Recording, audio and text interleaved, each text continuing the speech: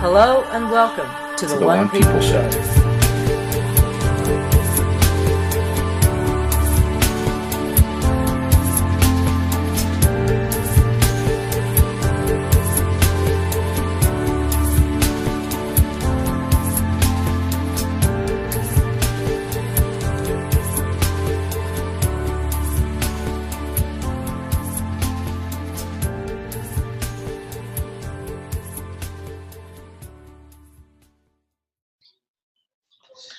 Well, hello and welcome everyone to the one person roundtable today because Dee is unwell, so it's just me.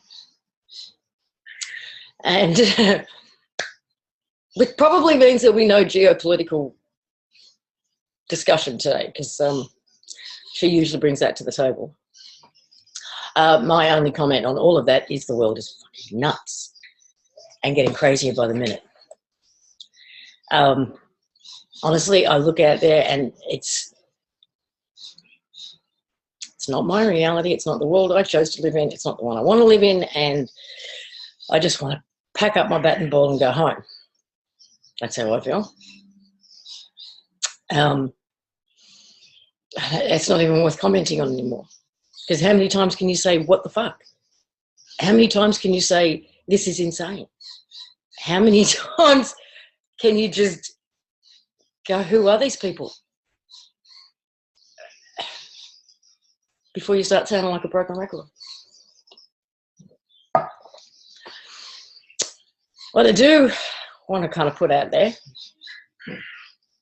is how much I've seen the language change over the last 3 or 4 weeks around what's been put out.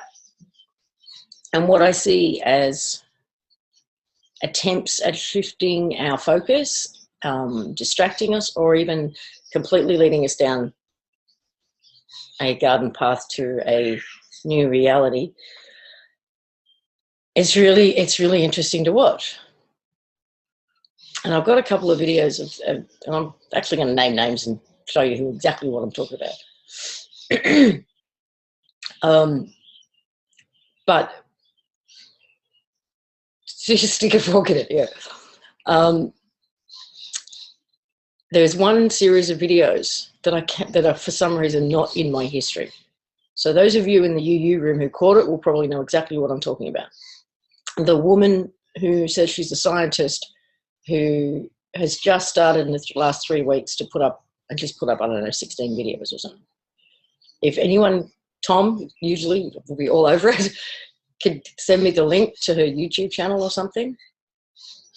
That's the one, Randy something. I wanted to show. And I'm actually going to have to ask Donna to come out to give her interpretation of these videos. I started listening. I think I got about 2 minutes in before my brain just rejected it completely. And I wasn't actually hearing anything that was being said after that point. And energetically, I was just pushing it away. And after 10 minutes, I was like, I can't do this. So I sort of had, Donna, can you listen? And she went through and took the pieces of intel from it because it was clear that there was some. So I'm hoping she'll join us and share her impression. Is she there? Are you there? Miss Sinclair? Yes, you are. Good. Because I'm going to put you on the spot. But what I do have, because I don't have the link to that yet, yeah, exactly. You'll be good. You'll be fine. It's important. So you'll just have to gulp and do it. The other one was this, which looks lovely, I have to say. Oh, it looks very lovely. Attention, the Matrix game rules have changed. Important announcement, all souls will now escape. All sounds pretty good, doesn't it? But, again, as I was listening, what she says is the rules have changed, that Source has broken all soul contracts. You won't go through the reincarnation cycle anymore. This, and she, again, it's the language she's using. This is a construct, this is a game, but the rules have changed. And you are now free to create. All the limitations that have been put on you are now gone and lifted, and you're now free to create the life you want. So the implication and the energy behind it was, if you don't get the kind of life you want from here on in, it's your fault. And, oh, by the way, she has a pendulum that she sells, that she's encoded, that you need to buy from her so that you can ensure that what she's telling you is true, so that you can test it.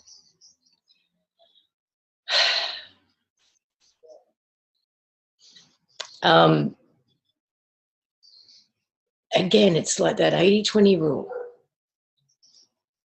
A little bit of truth, a lot of intel, a lot of disclosure, and a little bit of co-opting. Just enough. But go and listen to it and see, let me know what you think, because it's Quartz Crystal is the name of the channel. Because it rubbed me the wrong way. That's all I can say. And if anybody does have a link, or I'll try and find this. Randy. There she is. There she is. Oops, that's not what I wanted.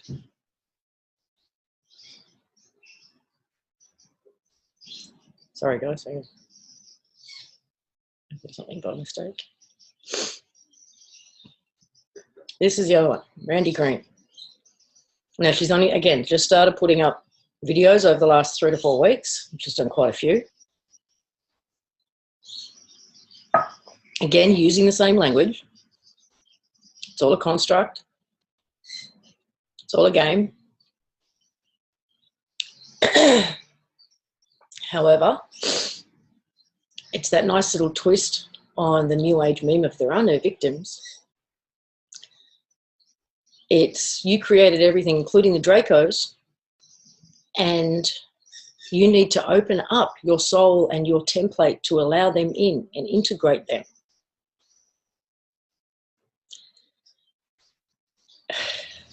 Almost as if we need to save them because this construct is collapsing and we need to bring them all in.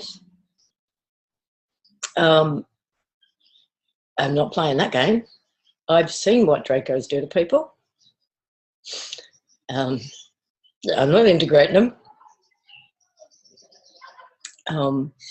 Donna, that's your cue to come out and share a bit more about your impressions of that series of videos.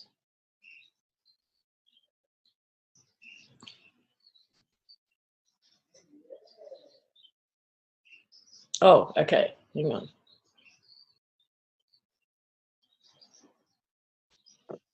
There you go. You're unmuted.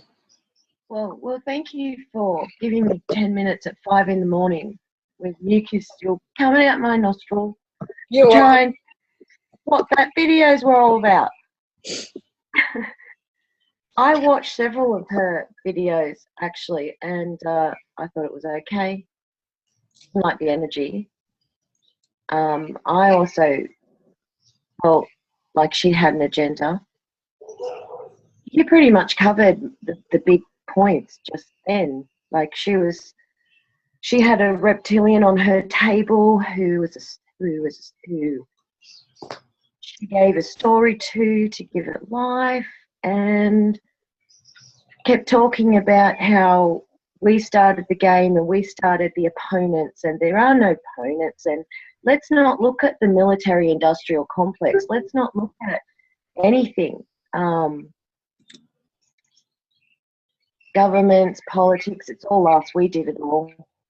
And my biggest red flag, as you already said, was her talking about how there was a dimension that got wiped out before us, And that dimension was the opponents and the Dracos and the reptilians, and there actually is fourth dimensional dead people that are just like us that decided to take on the role of the Dracos and the reptilians.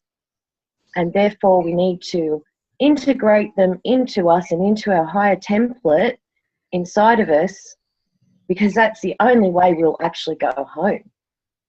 Oh, and if you have a desire to go home, there's something wrong with you, by the way. Oh, yes, I forgot about that. That if you have a desire to go home or leave this construct, it's because you have entities in you that want to go home. It's not you. But you need to actually have a healing from her. She can help you. So you can either buy a pendulum off one of the other one, or you can get healing off this one.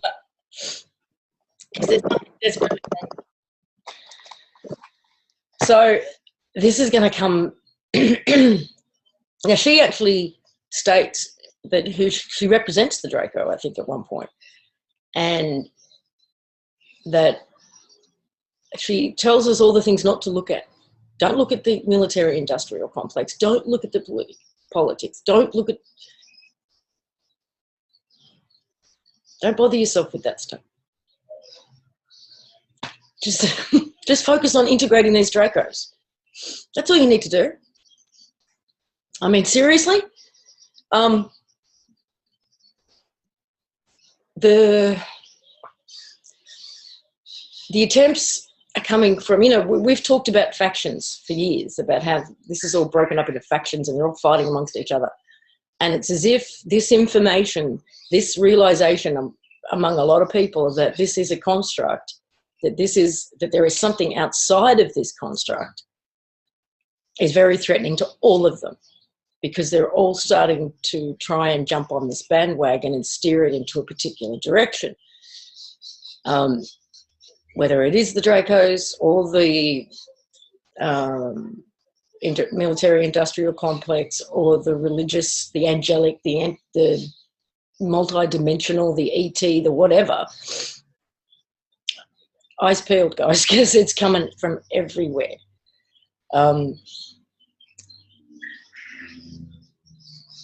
But it does bring up an interesting question, and one I've seen approached by people in a variety of ways, genuinely seeking, which is asking the really, really basic fundamental question of, is there really an outside? Or is this really all there is? Is this all there is? And that is a terrifying question to ask. One, because many of us have had an innate feeling for, as long as we can remember, that there is an outside of this, that there is something other than.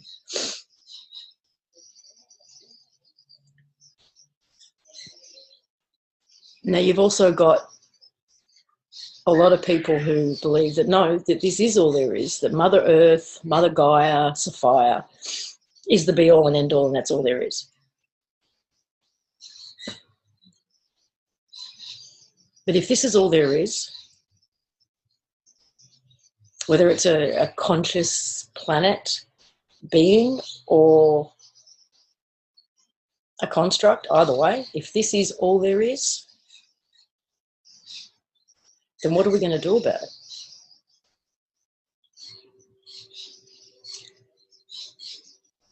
it? If this is all there is, John Lamb Lash's Kalika War Party is looking like a viable option for me.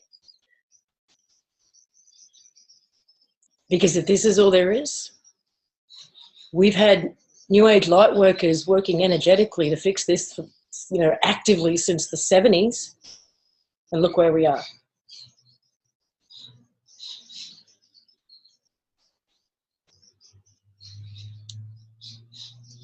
We've had political protest,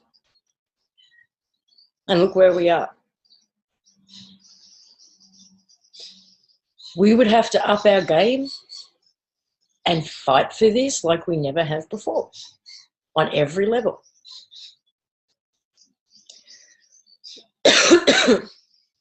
And I think the reason we haven't is because innately we do believe there is something else. But what I've seen, and I've gone through it myself, questioning, doubting, reevaluating, you know, looking at all of my energetic, spiritual experiences and questioning them, looking at all of my belief systems, questioning them, asking myself questions that I never thought I would, or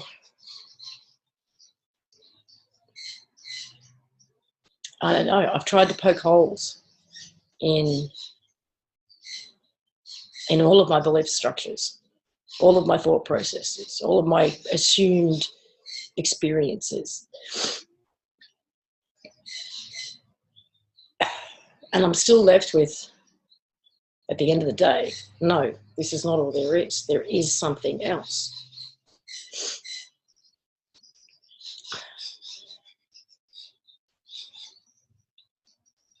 But for those of you who believe that there isn't, that this is, we have to fix this, how are you going to up the game? Because I can't see that anything we've done so far on the physical level has made all that much difference. We're worse off than we were 20 years ago. We didn't have militarized cops on killing sprees. You had a right to voice your protest and opinion.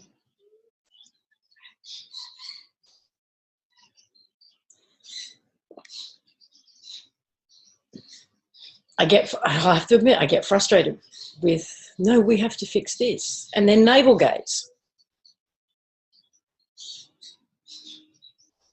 Navel gazing ain't going to do it. As far as I can see.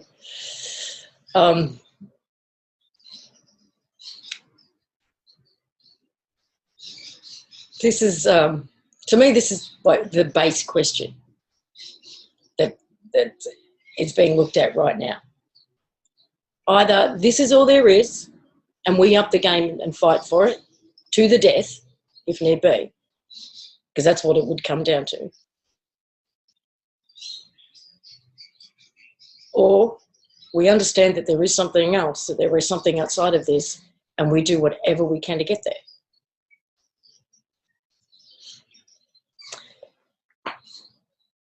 Now, because I'm on my own, there's no way in the world I'm going to be able to talk by myself for 2 hours.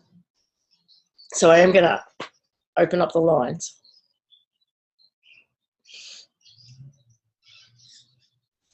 But I want to hear from you guys. Have you looked at this? Have you asked yourself this question? Where has it led you to? And what's next? And while Donna's the only one I'm muted right now, what about you?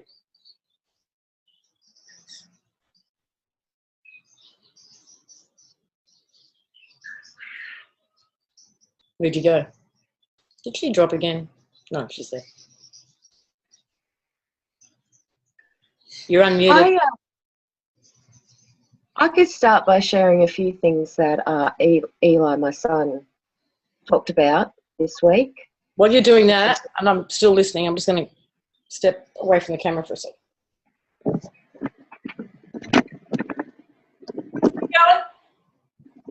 Okay. Those in the UU room would know that every now and then I bring up Eli. He's 6 years old, and he has been diagnosed with autism, but he's not severely autistic. He's vaccine injured. As far as I can, well, that's my personal opinion. There's still a person in there that comes out every now and then that literally blows my mind. This week, I actually asked him, because he has memories of home, a rainbow place. He calls it a rainbow place. And he was talking to me this week, and I was trying to I was playing the game of, well, let's tune into home, and where's home, and trying to get him to connect to that. And then that little light came on that I talk about, and he started explaining to me how it all went wrong, and how there was this bad guy that stretched this earth from here to here, and it works for about 100 years. And then he sliced it all up, and he said he's chop, chop, chop, chop, chop, chop, chop. He sliced it all up until earth became really small. And when he did that, he said we couldn't remember our home anymore after that. So I asked him a bit more about home. What is home? What does it look like? And what is his house like? He goes, oh, well, my house, I can change my house. You know, it was a gold house, but now it's a flower house. And I said, what can you do? And he goes, well, in the houses, you can go to the houses and you can do different things. He said, in one house, you can go and you can fly. And in another house, you can go and you can learn how to shoot lightning. And then he goes, oh, and there's ships there. There's ships there. Now I've continued to question him. So it was really interesting that, like, Eli hasn't listened to any of the stuff I talked to Lisa about. He hasn't been in the rooms. So I found it firstly interesting that he talked about time as if it was stretched out and then sliced up, and earth became small and humans became small, but they were giant once. Interesting that he mentioned 100 years, about 100 years, and he said, but they couldn't do it this time. They couldn't do it. So now we can start to remember.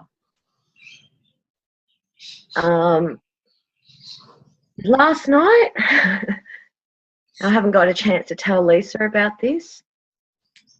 He comes into the room out of nowhere while I was actually talking to someone, specifically about the process of going home. And he walks in and he says, all right, we've got 2 time machines. One of them will go back in the past. One of them will go into the future. And he said, but they will call each other. And when they call each other, they will come together and it will create a light ship that will take us back to the white place where everything is white. Say what? And he said, and that will take us home. Okay, there will be 2 time machines created, or there are 2 time machines. When I asked him, are they actual time machines? He said, no, they're people. They're people. Okay, now I'm confused. I know. What did you get out of it? How did you... Okay, what I'm getting out of it pretty much is that there are certain individuals that have been doing a lot of work that kind of could break the time barrier, get into no time. We're able to go back in the past, go back into the future, and there'll come a point where they all meet in the middle. And are we the middle? Like, is our now the middle? Well, I can't answer that, can I? I mean, that now was just a minute ago that you just talked about, didn't it?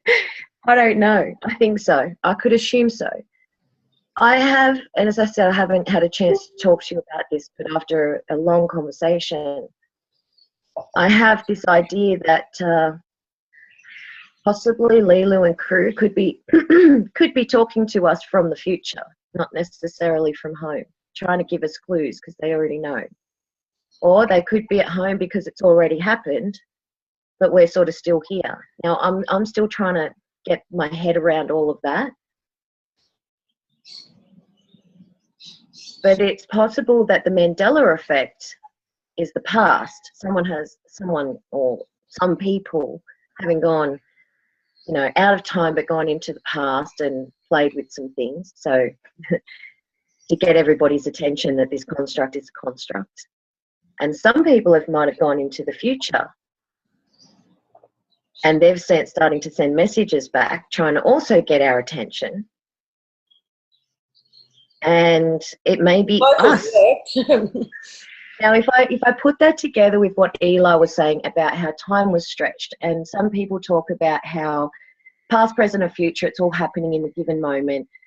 All of our cultures are all happening, but there's veils all between them. You know, when he talks about it being chopped up, there may be veils between us and other periods of time, but it's all happening at the same time. Yeah, right.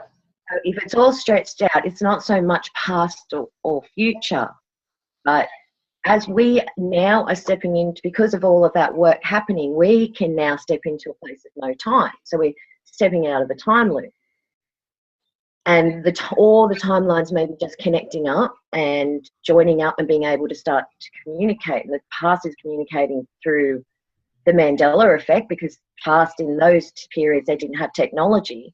But of course the future is going to have an even better technology, isn't it? So that may be the approach from the future. So if it's all stretched out and we can talk to ourselves, or we can contact ourselves, or we can leave each other clues, maybe there's stories. Maybe the past is the stories we've left through archaeological history. And you know how suddenly something's discovered and it totally shifts your perspective or view. And you're like, well, where did that come from? Or like even that article that came out, oh, they've gone back to check that Jesus' tomb is still there. Yeah. So I'm playing with this idea. I'm certainly not putting this forward as the way that it works, but trying to put all the pieces together, the clues together, things multiple people say in the UU room. I might not always comment or anything, but I certainly sit with it. We've talked about fractals, and Andrea talked about, you know, bringing your stuff home. We talked about that a few weeks earlier. Now, that can only happen if we're all stretched out in time, and there's aspects of ourselves in different parts of time. And as that closes in, we step out of no time, it starts to all, you know, converge into one point. But it's just, that's a possibility for me, especially with Eli talking about someone going rogue and messing it all up. But we're at a point where he's saying, but if he could, what last night he said to me, but he's dead now. He's dead now. He's dead. Apparently he was taken out because they knew he was bad. So is that why there hasn't been a reset? Is that why we can step into no time? And yeah, if we're talking about time in that context, when Eli's coming, I mean, we're talking about kids that if the 2011 the moon was taken out and they can't recycle and mind wipe the children, you know, the babies anymore. These kids are coming back in with some of their memories. Hang on, Donna. People are trying to figure out who you're talking about who's dead. So well, we don't know specifically. We're just sort of, it's Eli saying that someone from home became a bad, ugly guy, and he had a woman as well, and she was helping him, but she wasn't as ugly as him. But this also coincides with a lot of other people's visions of somebody at a keyboard or somebody at a computer panel or who's kind of messing with all of this. Like it came down to a single individual. People have been having these visions a lot lately. So the idea that somebody went rogue, whether it's from somebody from home who went rogue and took over this construct, or whether it was somebody from the outside who took it over. That's the sort of things we're questioning. But we're seeing a theme. And what seems to happen in waves is that people start seeing similar storylines coming up in waves. Just like when we felt like we hit this base layer in the construct, people started having memories of what we were calling Invasion Day. And there was just this spate of them. And people were being triggered all over the place to have these memories. And now, over the last couple of weeks, there has been this revealing of a male individual at a keyboard or at a computer panel, or a series of them, but working in isolation. And then, for those of you who missed it, it was Donna's son last night came in, and he's also talked about this man who went rogue from home, who said he's now dead. So this is new. He's never said that before.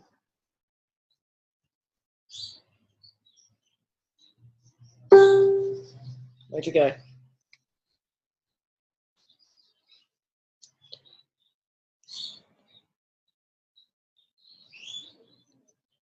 Did you mute yourself and now I've got to unmute you again? Okay. Yep, I did. I needed to cough. I didn't want, the people on your show to have to listen to my disgusting morning coughing. Yeah, that is new information, actually. That he's never said that. The other piece of new information was that there was a woman connected to him. And if we go back in history and have a look at some of the stories we have of there was always this male that went rogue, but behind that is a female, and that was worshipped, and the pharaoh and Egyptian, that exactly the background story to that is very, very interesting in connection to this. Of course, Eli, it's very hard to describe. You would have to be in the moment to understand, but most of the time you can't get him to focus on anything longer than a few seconds. But when he taps into this space, there's someone else there. There's this little kid that's very focused. He's with you. He's very present.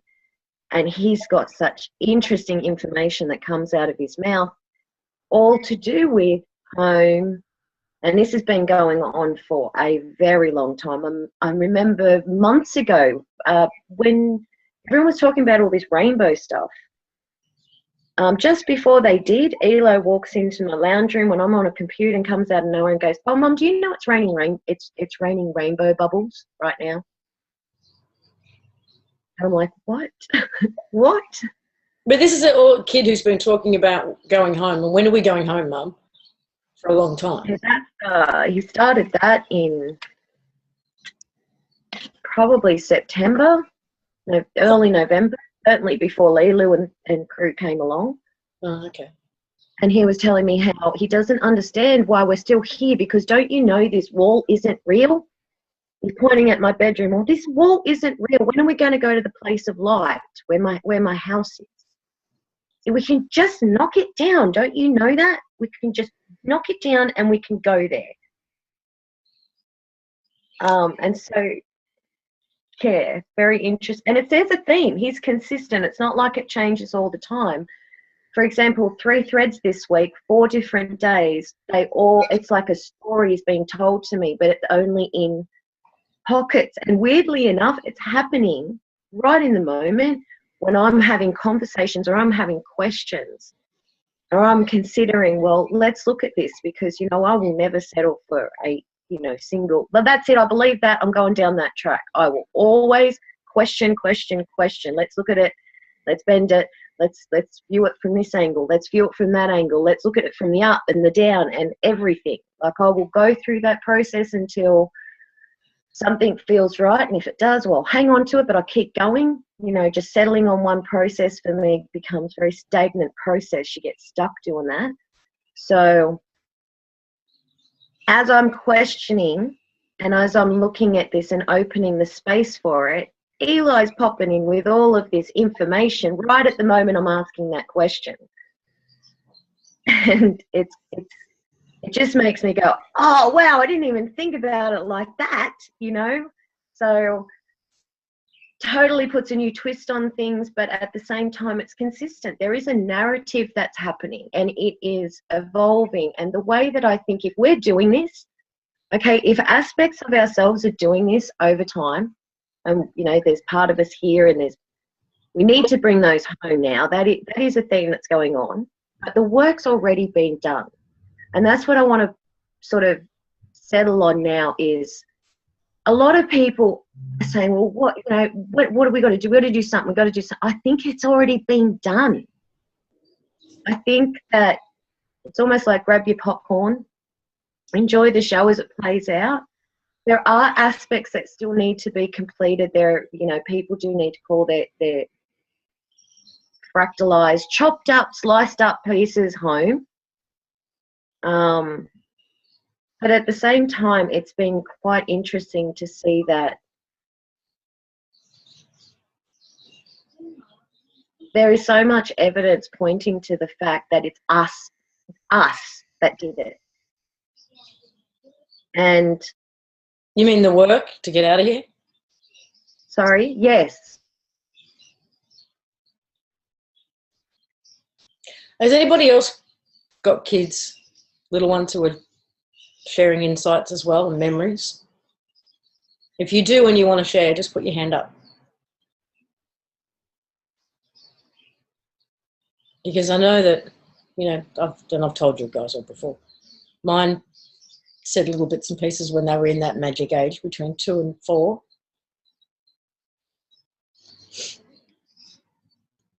Anyone? No? No one else has got kids? We were sharing?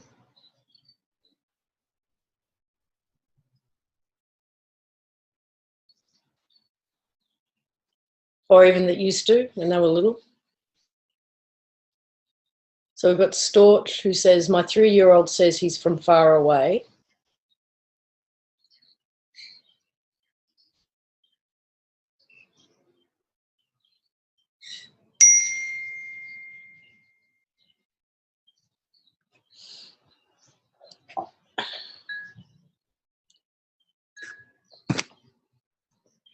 Five-year-old says he's actually my father.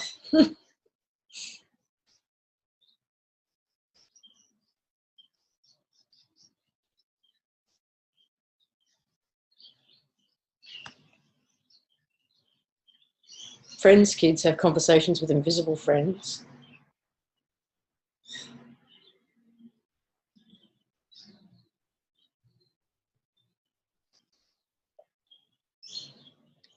I always thought when I was a kid that I was not from here, that I got left off, abandoned, no way to go home. Someone's kid fights shadows in his dream time, but says to leave the ones with faces alone. And he doesn't remember in the morning.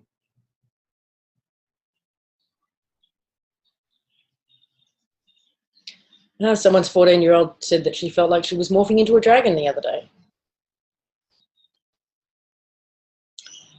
Molly's daughter has very lucid dreams about protecting our family. She has wings and shoots through a beam of light.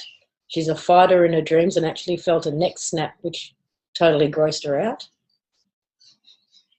My son came from another planet place in a rock. My son has seen spirits.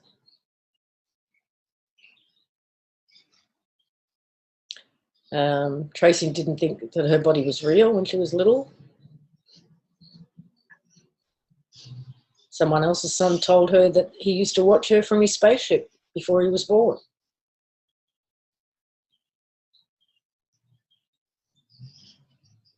Oh man, I love this age. They just remember so much.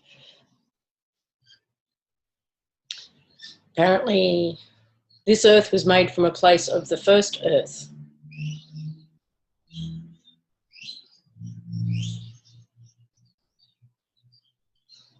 My daughter never understood why we need money or to have to work, that it's all there for us, had an imaginary job, home and colleagues, yet no need for money. They worked because they wanted to, stopped talking about these things at around 6. My 2-year-old wants to go home.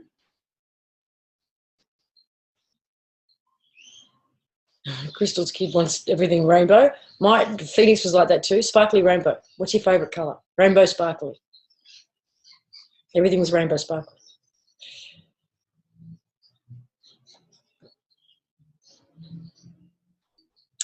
Oh, there's quite a few.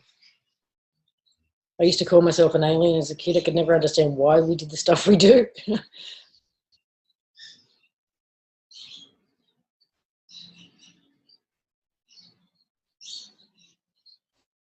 Can understand why I couldn't walk through the walls, because you knew everything was energy. Beth's son lives in the Crystal City.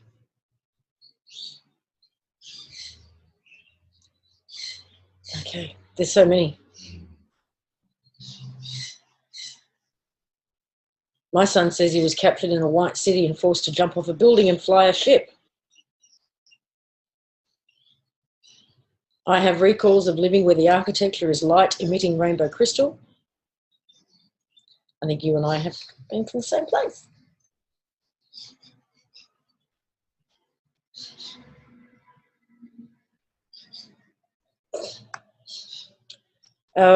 Interesting.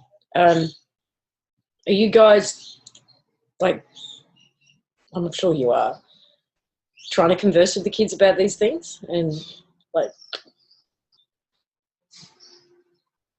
I've seen other people's kids come out with things and then parents just go, oh, it's just your imagination, and I want to hit them, to be honest.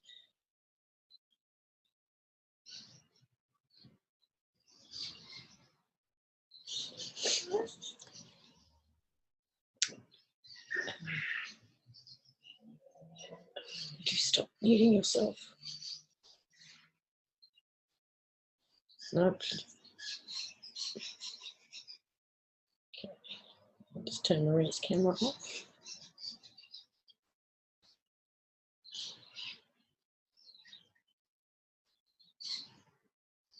Okay.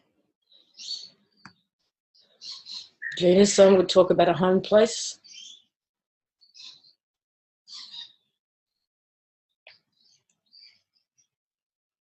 Lots of dragon dreams lately with her daughter.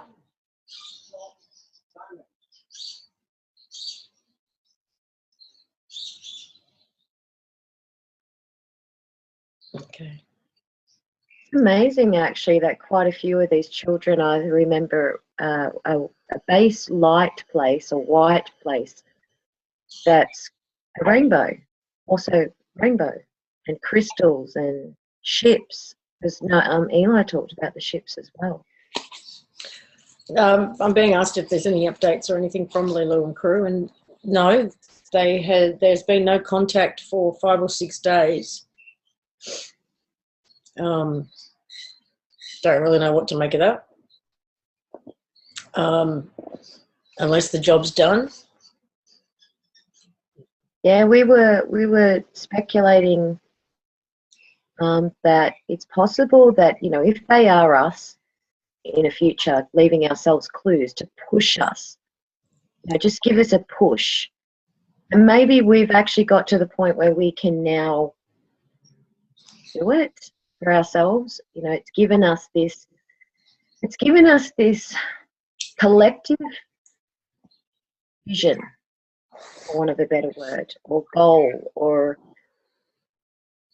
something to shoot for that's bringing us together on how we can go about this. And even if the offshoot of that in some ways has been some of these doings of let's go fuck some shit up. And we're already seeing the physical results of that playing out. And so, yeah, I think it, even if it's just that, and maybe we only needed to give ourselves, because, yeah, it could become a huge distraction, and maybe it was. Maybe they've pulled back to say, hey, focus. You know, you've got to do your own work as well. You know, that's the aspect of not being a savior, of not pushing it too far outside of ourselves to rely on others. Or to rely on too much on anything outside of ourselves. Because I really think that is a very important aspect to all of this. I mean, we all, you know, it does make us question. It all made us question, but we all have to go within and feel all that out for ourselves and push ourselves from that point. You know, it's opened that doorway. It's opened that process of thinking again. It's linking me back to my childhood. It's linking, as you all just noticed, our children, ourselves. There's lots of us that have had these things, and we let them go. We push them out. We were then co-opted with all of these, you know, ideas and belief systems, and said, no, you've got to go and look at this. Well, how about it just brings us back to where we were once?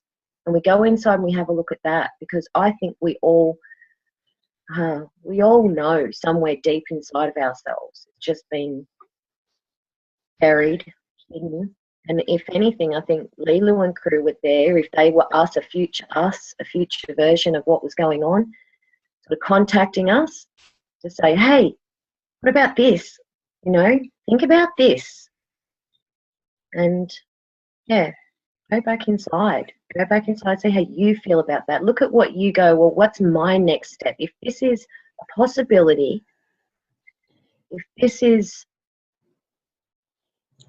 even remotely a chance to be true, what do we do from here, right now? What is our next step?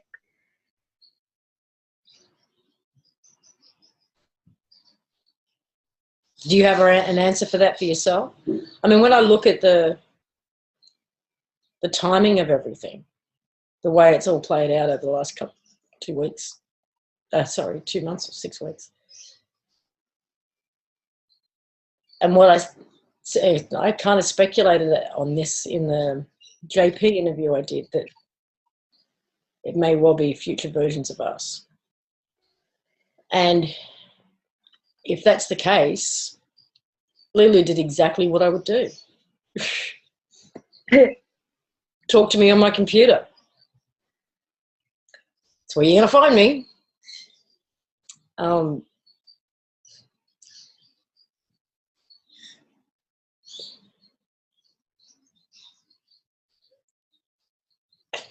It was one of the ways I knew there was a unique way for me to know when it was her and when it wasn't.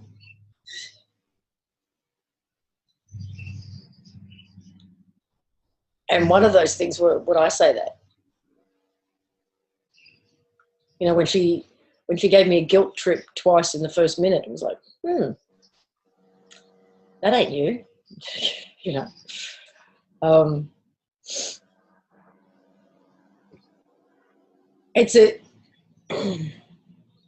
Okay, so if you asked yourself that question, because we were doing the work. Well, absolutely. I mean, and Jacqueline, I think, Jacqueline, absolutely.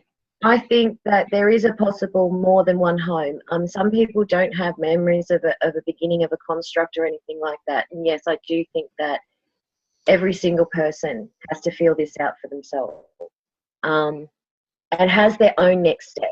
But yeah, for me, I definitely have a next focus, next step, next moments for me. They're changing. I mean, not that they're not changing because something comes along and throws me. It's more like every day, new information comes forward, you know, from whether it be from Eli, from other sources, someone saying something in the UU, someone asking the right question and making me go, I am just really being very present in every single moment, asking myself, what do I feel I have to do now, today, in this moment? And being willing to be flexible with that, being willing to shift with it, because one of the things that is really important to understand is that we have very fixed scripts when it comes to these controllers and the factions, and that they've only got a limited amount of scripts to throw at us. And I think David put a post in the UU room last night, a cartoon, which was hilarious, of how we have this ability. We are so much more than what we think we are, and how we can flip the script. We have the ability to create and flip the script, and they need, for their magic, I don't know, their magic, the way that it works, they need years to set things up. So when we're spontaneous and we're in the moment and we flip our own script constantly, they can't keep up with us. They don't know. They don't have the power to keep up with us. So my focus at the moment is flipping the script. And probably, actually, when I think about it, it's probably been that way for quite a while. Yeah, it has. David, you're unmuted if you wanted to come out. Yeah, that would be great. How are you doing? I'm good, love. How are you? I'm doing fantastic. recovering after quite some purging after the past couple of days. Yeah, I came in at about minute 15, so I didn't hear the first 15 minutes of the show. But that spontaneous thing seems to be something, for lack of better words, in our favor. You know, I did that one cartoon yesterday with, you know, someone was changing the background and changing Daffy Duck and all like that, and so it was really, really funny. The episode is called Amok Duck. You can find it within the posting that I did. So if you want to go and look at the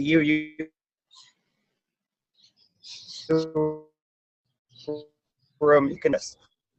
I post also about a week ago. I posted another one, and it was more about how to play with the magic part. And it's Bugs Bunny. He goes into this vampire's castle. Bugs finds a book on magic, and he's going, oh, we've got these two words, abracadabra and hocus pocus. Well, what if you change the words to, you know, hocus cadabra or abracapocus? And I know for myself, in all the journeys that I've been scrolling through the constructs, the controllers or whoever is there have always offered me a couple different options when I was getting to like a critical point of stepping into integrate into their systems. And consistently, one of the things I always said was, I have another idea, which has worked really, really well. Another tool that's worked really, really well, and I played with this when I came across the John Lash information about the Archons, and that connects up with the Wedico virus. I forget the name of the guy who put that together. And there's some other very, very similar concepts. They tell a little bit different story, but if you, yes, thank you, Paul Levy.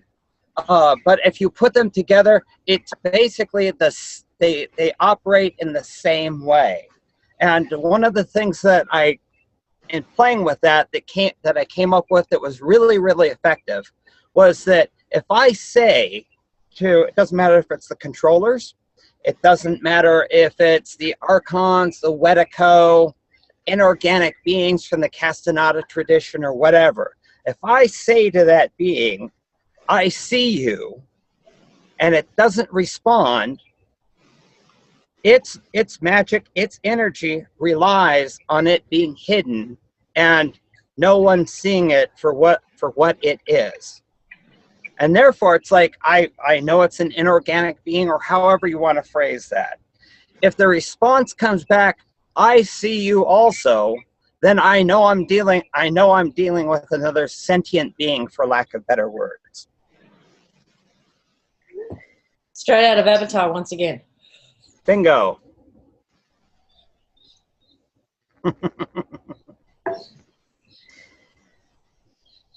So you guys, the three of us had a chat yesterday that I ended up having to leave, but I know you guys carried on.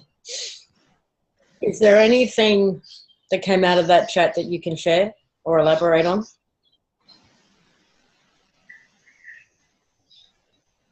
Well, we definitely talked a lot and refined some more about a lot of the postings that I've been doing. In the UU room, and the theme of them is really a couple fold. I'm just running with a couple simple ideas, and I'm developing on the fly and tossing them out there and seeing what people's responses are, where they go with them, and see what comes out as a collective level. One of them is the concept of paradox. Now, in our experience in this construct, and especially this day and age in this linear time, we've lost touch with paradox. Basically, paradox is that you have like knowledge about something, book knowledge, intellectual knowledge, okay? And then you have your assumptions about that.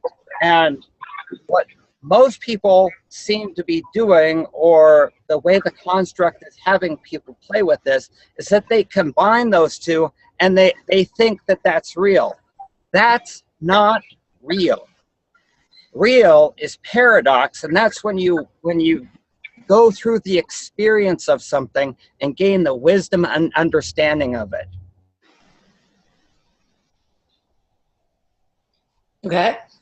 Okay, so that's one of them. The other is that I've been sitting with, okay, if I were to look at the place where we are right now, okay, and on the one hand, I think on your posting that you did, I think you're absolutely right that there is nothing to do. We've gotten to the place where it's all collapsing and inflow, and it's happening of its own accord. We don't have to get it. We don't have to do anything. We don't have to get in our way. We don't have to try. Andrea also, and I am in absolute agreement with that. Andrea posted something about, well, we might need to do some cleanup. We might have to do a little correction, much like a watch that has like 1 or 2 gears that are off. We either fix the gears or we correct them, and that helps the mechanism of the clock work. I'm also in agreement with that. So I'm kind of taking this middle ground of, on the one hand, we don't have to do anything. However, on the other hand, partly to keep ourselves busy and to help keep ourselves participating in the here and now, how about if we try to see the construct in a raw form for the way it is? And if we can do that, we can start to discern which pieces are organic, part of the original construct, home base, and which pieces were co-opted. And if we can start to get a feel for that, then we can start to connect with which pieces are part of home base, and that starts to open up the space where we can start connecting with home base, and we can start moving and connecting with that. So I've really been looking at it from that side. Let me explain what I meant by that post. Okay. Specifically. So there was a video that Donna, Jenny, and I put out, I don't know, a month ago, Right. Talking about everything coming home to roost, so to speak, everything coming back and coming home. And that's the part that I feel like we don't need to do anything about. That's the part that feels like it's happening anyway, of its own accord. So whether both the good, the bad, and the ugly, right? So aspects of ourselves, fractals of ourselves, bits and pieces of us that are on different timelines or whatever, you know, however that looks, as well as the thought forms we've created, including those that have become life forms within, you know, with nefarious intent. That's what I feel like is coming home, and that we don't have to do anything about. Right. We do have to be open to it. And absolutely. Allow it. We could allow it, and if you could speed the process up by actually opening your space, as Andrea was pointing to, you open your space up and you ask for it. You literally ask for those parts of you to come back home, which could speed it up. It's not everybody's done that work. Some of us have done that work, and been doing that work for a long time, haven't considered it. And maybe I've noticed even a few people going, oh, there's something in my house that's going to attack me, it's evil, you know, and all that sort of stuff. And they've not quite got the concept yet that this is probably something you created, something that's a part of you. It could be a part of who you are. It could be a thought form that you created. And as I think I mentioned in that video, there's an aspect where some of these thought forms are co-created. So just being careful as well and discerning as to if that's happening, only call back that you own, and be very specific in your intention that you're actually going to only welcome in anything that is yours and nothing more. Don't take on anything else that you don't need to take. Yeah. That just comes up. Yeah, I think there's a real fine line in here, because on the one hand, we created the original construct, home base, to have experiences. On the other hand, we didn't co-opt this. Something else co-opted this, and we got involved in it for whatever reason. I don't think we'll ever quite really know, and we'll just be able to make really good guesses along the way as we're figuring out that, and we're not going to find out until we get home, you know, or outside of construct, however that's going to play out. There's a third part in this, and I think this is really the catch for a lot of people, is that we may not have created this co-opting, but we've all participated in it. And I think that's the part where we have to really let go and connect with those parts where it's like, okay, this is the part where I participated in this, good, bad, indifferent, knowingly or unknowingly, and let go and integrate that part and really discern between that and what's the co-opting that you were born into, and that's the world you assumed was real. Someone just asked the question, so did that Randy woman have it right in the end? And for me, no. What she's asking you to do is take on stuff that isn't yours, that is not your creation. To allow somebody to come in and kind of piggyback on you, or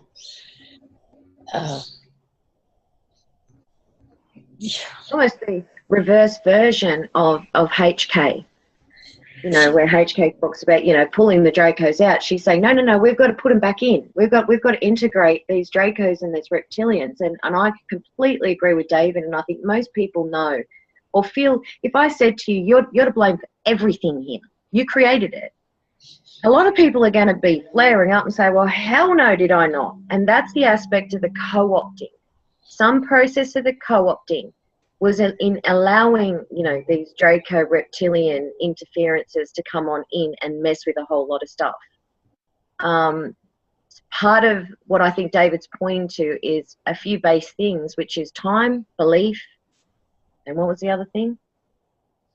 Well, those are the only two that I've really come up with, like, a workable idea. You know, I don't have any specific idea any more than anyone else here, and so I'm just kind of running with these ideas, trying to make them at least congruable, and so that I can also communicate them, so other people can get the idea and run with it or discount it or whatever. But the only two aspects of what was co-belief.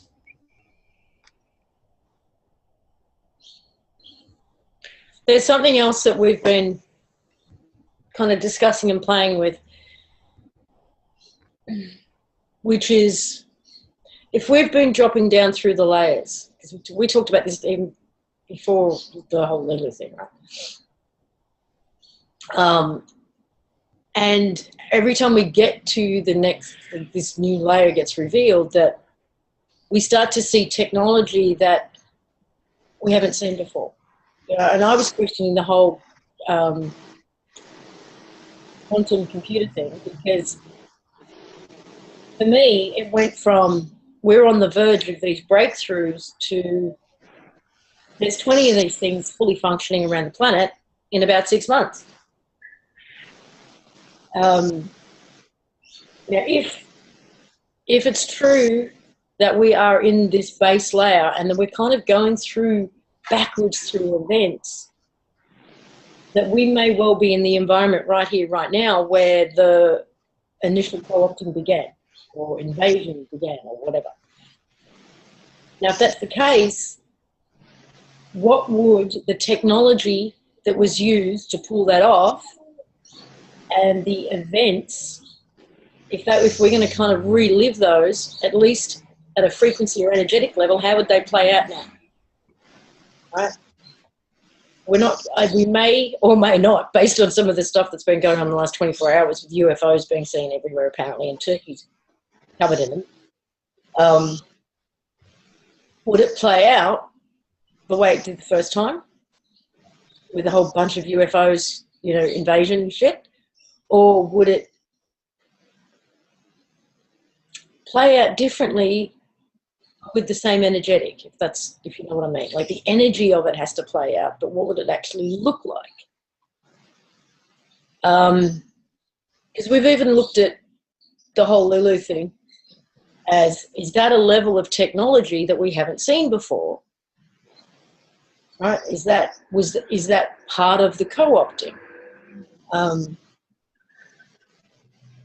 don't know if anyone's got any, because I haven't looked deeply into all of these so-called apparent UFO sightings that have happened. They've happened. But it's been worldwide from what I can tell.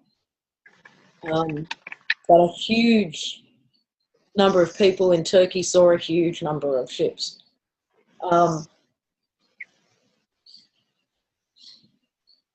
Yeah, I don't do Stephen Greer as well, by the way.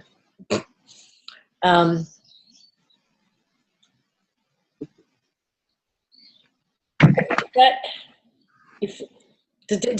I making myself clear? Like, is this understood? Like, the invasion, the energy of invasion, the energy of co-opting. If we're going to replay that out, because we're moving backwards through these events, what could that look like? Does that make sense? Yes? Yes? Okay. Has anyone given that any thought?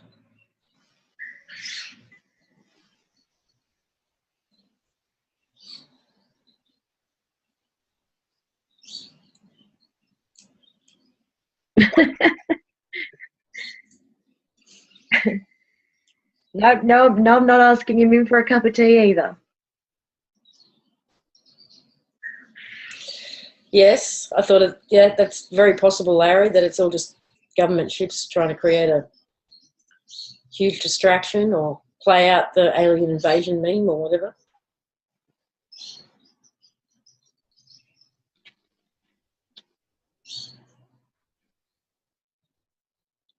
David, have you got any thoughts on how this could play out?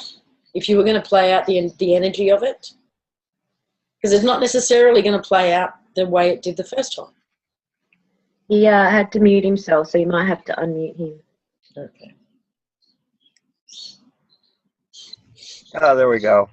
Yeah, that was the whole piece that I've been playing with. That is what I've been talking about. Where would the co-opting happen? So let me give you a brief description on at least what I'm seeing. Is that we have home base, and whoever came in and did home base, they could see the source and or heart codes. I don't know if they're separate or the same. However, whoever is doing that did not have the capacity to see some elements in the source or heart code. So they took a copy of that source and heart code. That's their base for this co-opting. And then they started putting other layers of coding, other layers of construct, and starting to build their own co-opted construct. So they're not able to do the foundation source codes or heart codes. However, the layer, if I look and feel into that, the layer where all this co-opting happened is what I'm calling the navigation tools, which for us would be things like belief and time. Let me give you an example. Like for belief seems as a navigation tool that the foundation of belief is that you don't know. And if you use that as a navigation tool, it works really, really well because it opens up for creativity, inspiration. It inspires you to go venture, to discover, and all like that. That's great stuff. However, if you do some slight shifting so that the foundation of your life is in something like belief, all of a sudden you're living a life that's set on I don't know. And all of a sudden you can connect things like survival mechanisms. You're going to be in this self looping system you'll never evolve. You'll never go anywhere. You're like chasing your tail forever. I don't know if that answers your question. The Anunnaki have come up a bit in the chat a couple of times. And the whole Citrine Nibiru Anunnaki kind of storyline has never sat with me. But I have played with the idea that what if the Anunnaki were the original us, the giants, that it's us. But they have to co-opt that story. I mean, we had the No Forest video that went around and really touched a lot of people. And the whole silicon-based, that this construct was originally silicon crystalline based, including us. There's another video, which I can just put you the link to. It's called Mud Fossils Prove with DNA Giants.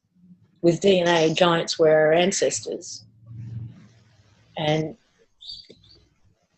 this one, I'll just share screen for a second. These rocks that you're seeing have all been DNA tested, and they are human DNA. They are body parts. Okay. They've gone through all of the testing that all of your top universities and whatever require, from scanning to X-rays and DNA tests and everything else. And the guy's got fingers, proven to be fingers, that are anything from, like, say, that top knuckle being that big, to fingers that he has to hold in his both hands. Anything that would make a person 12 feet tall to 200 feet tall. Adds to that No Trees video. There was everything was silicon at one point here. Well, no, there was a bit of carbon aspect to it, but it was carbon, but it was predominantly silicon, right? Or crystalline. If we go back to code, it wasn't binary, ones and zeros, it was something else. There's that great picture that we shared about the steps in Peru it's a stairway that is at least three people high, each step. And I do know someone's argument for that was why the place is so small. But something we have known is that through history, they knock everything down and then they rebuild. And they rebuild on what was already there, a foundation of what was there. And I want to bring in, again, remind everyone what Eli was saying. One of the things, and I've just got triggered again for a little bit more, when he talked about the earth being sliced up, he said once everything, the whole earth was gigantic. It was huge. And when he sliced it up, he put lines in it, and now you have lots of little earths. Well, that goes back to, you could say that goes back to the whole infinite plane. It was all one at one point, and it's been separated, or this part has been isolated. That all works with that theory too. I did a little tracing back since the Tolkien information came up. I did a little tracing back into the Tolkien cosmology, and I'll do a posting today on this. It's pretty amazing, and it matches up a lot with what we're talking about. And they talk about that Middle Earth, and there's other types of similar constructs like Middle Earth. That Middle Earth originally was this big, vast, like flat plane, and at some point it became a sphere.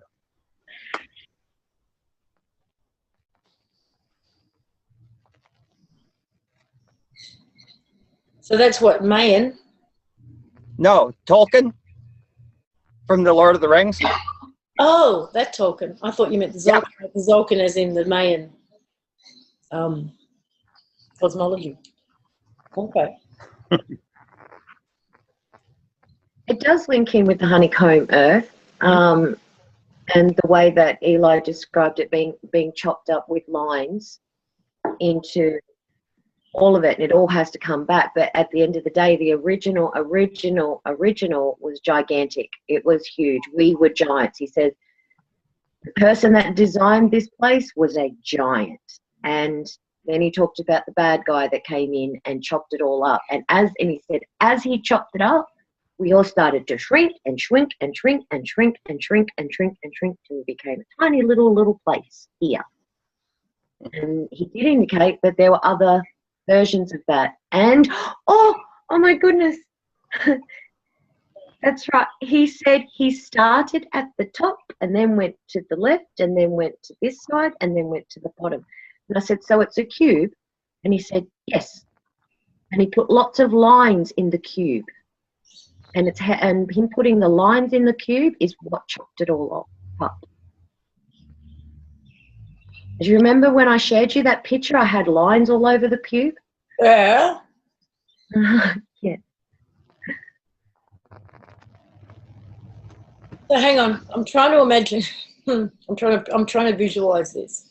So we've got He said the construct is far away from home. And there's real planets there. But the construct is a cube. It was describing a cube. And it's far away from home. It's not in the same place. And in this cube, it was all just one gigantic earth, one gigantic place where there were giants. But when this bad guy came along, he sliced it all up, putting lines in the cube. And as he put lines in the cube, every time he put a line in the cube, we got chopped and we got sliced and we got cut down and we became smaller. So he's taken one huge cube and turned it into like a Rubik's Cube. Yes.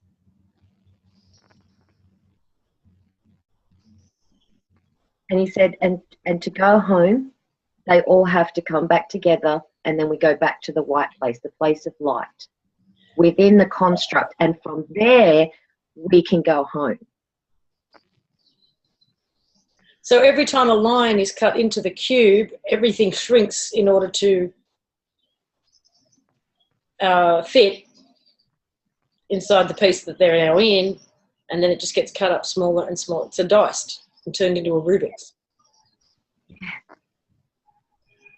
And if you slice a Rubik's Cube a certain way, you would probably end up with honeycomb at the end of the day. Okay, mind blown. I know. This kid blows my mind constantly, I'm telling you. And David, he actually come in while I was talking to David with this thing he said, and I think David saw me afterwards for at least 20 minutes going, holy crap.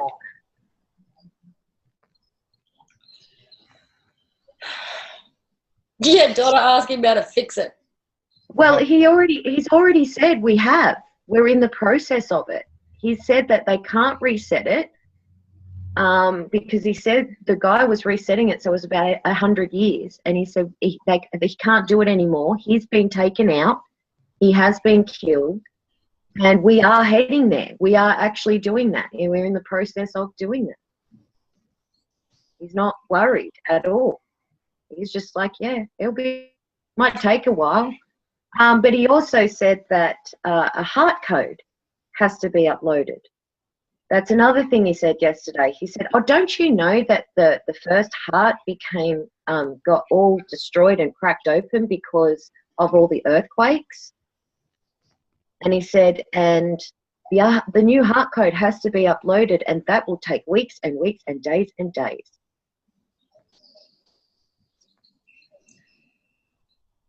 Weeks and weeks and days and days. That's not long.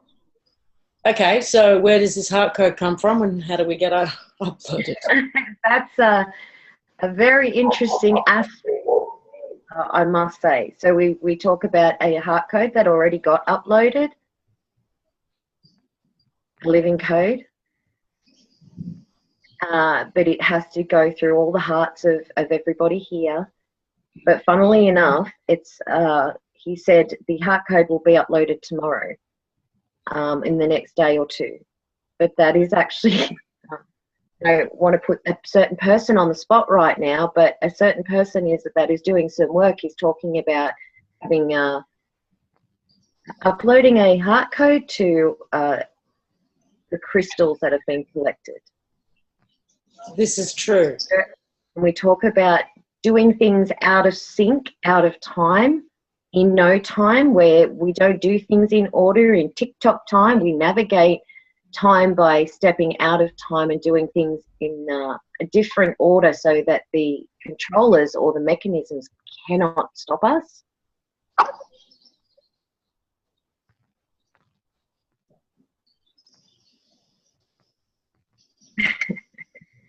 I'm seeing the light going on, Lisa, and I'm cracking up. You're getting it now, aren't you? So I have an idea here. I was playing with. I've been doing some of the collecting of these crystals, and I was playing with one of them this morning. You know, and just like running light from it, you know, through it. And one of the things that happened was there was this like fractal pattern that popped out of it. And what I'm wondering is if the crystals are actually complete.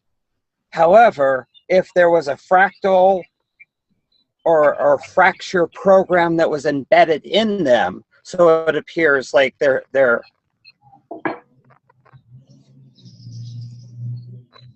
all separate and spread out.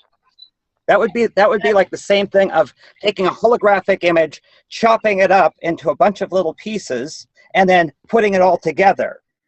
All the different pieces are going to be copies of the original. They don't know that they're all connected with the whole. Does that make any sense?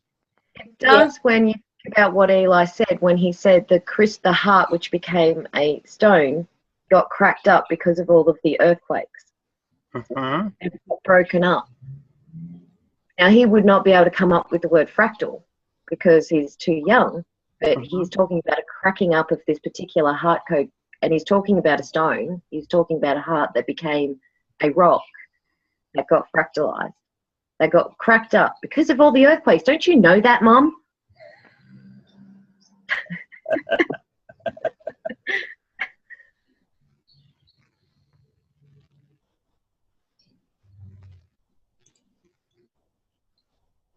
Interesting, and I'm wondering. My initial thought is I'm wondering if that earthquake that Eli is referring to is an out of resonance or out of harmony program, because a program like that going into something like a crystal would not be in resonance with the origin of the crystal.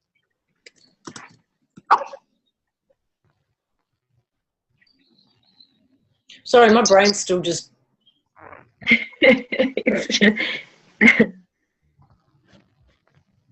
Yes, and the movie Dark Crystal has come up quite a bit.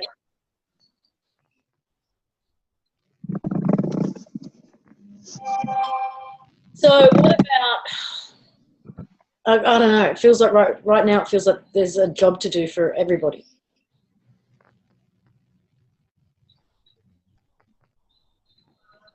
So there's this, I think I talked about it last week, like there's this sensation of there's this membrane around it. Like the atmosphere itself is a thick membrane.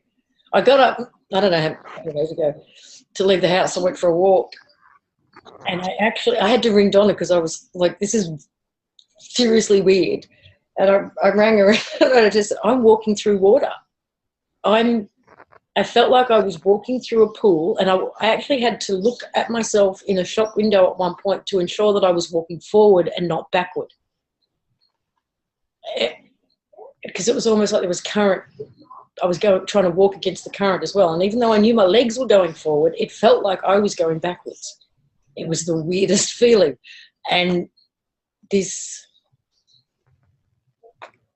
I can see it. I can actually see it with my mind's eye, this membrane.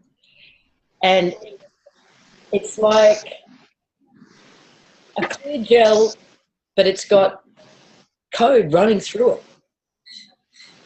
The code is actually moving and running through it. Okay, I'm not the only one by the looks of things. And not only that, my eldest, he's very good with energy. Not that he ever pays attention that much because he'd rather play computer games, but I asked him, have you noticed any changes lately, like energetically? Has anything changed? So he sort of felt it out for a moment. He goes, well, it feels really dense, but I don't know why I'm saying that. And what you're talking about is a density of energy that you're walking through. And weeks before that, you remember you rang me on the phone because, you know, it was just on the roadway. The roadway was like water. And so I said, oh, so the water's risen to your legs now. You know, the density seems to be coming up, you know, a lot, this feeling of density. And I think it's also making us feel tired, and it's harder and harder to get moving. It's harder and harder to produce like light energy, but that's actually good because in a way that it's, when you're in an expansive process of like going further and further away from home, it becomes lighter and lighter and lighter. But as you start to return back, it becomes denser and denser and denser. More compact. It does feel like there is an interaction with this membrane that has to take place. So whether it's break it down, whether it's infuse it with heart code, I'm not sure yet, but there is an interaction that needs to take place with it. I just don't know what it is yet. Yes, it's like jelly, like amniotic fluid, and yet it's alive. I can feel it's alive because it's filled with what I call the living code. It's a living code. Is it possible it's it's what was used to create the slices? The membrane between the slices. Oh. Ooh. Oh.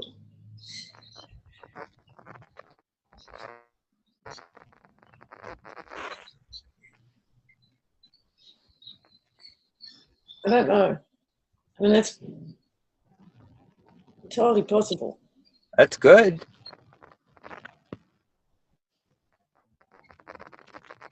Someone said pour Coke on it because that shit dissolves anything. That's true.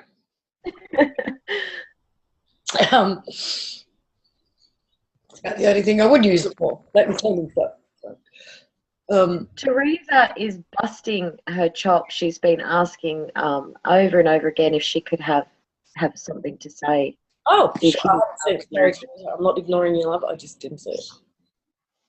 Where are you?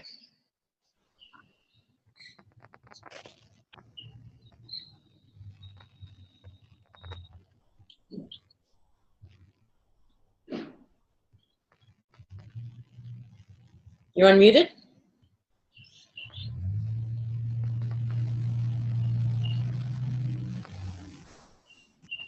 Teresa, you're unmuted.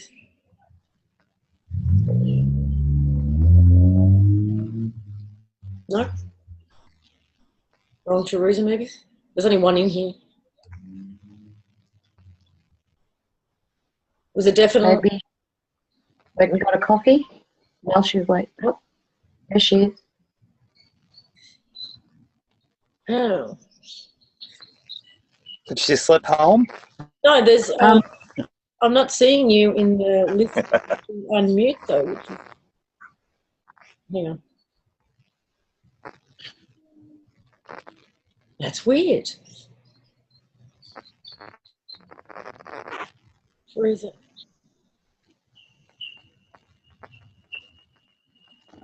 You're actually not showing up under the same name.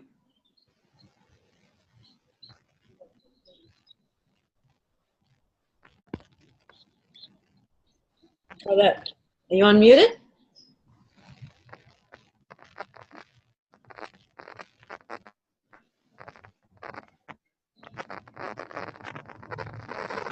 Oh, let me do something else. Hang on.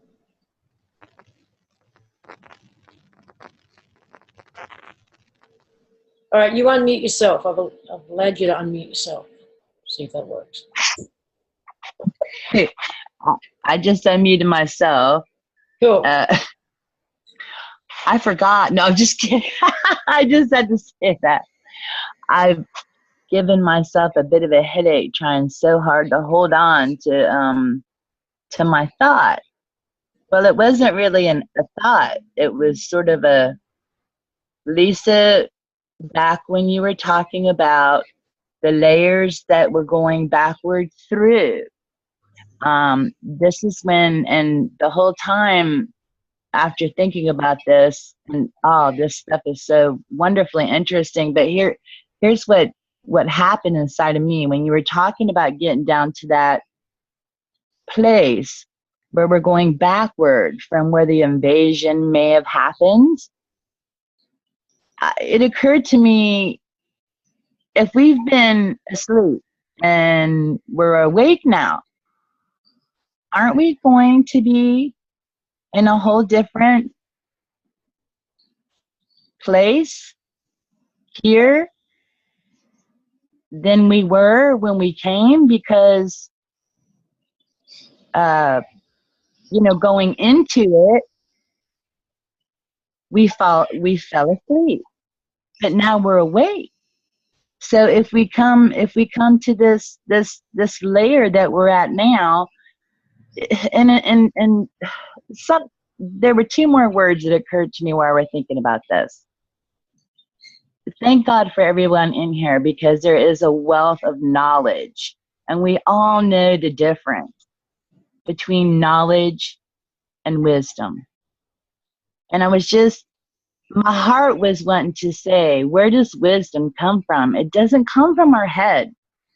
No. It just doesn't.